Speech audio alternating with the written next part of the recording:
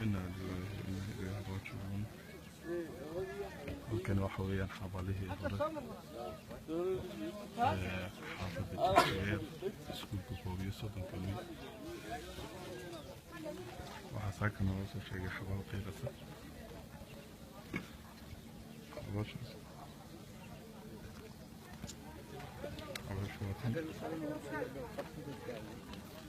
waxay mar walba qiiqda waa salaada maqrib iyo salaada subax kadib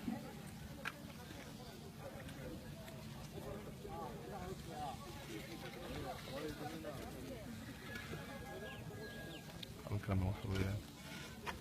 wax la baabiye xabalihii hore u jiri jiray waxaana laga dhisayaa waligii ma garanaya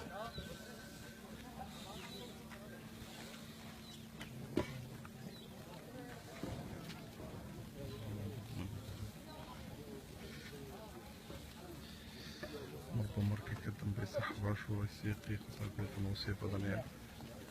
ilaahay ha u naxariisto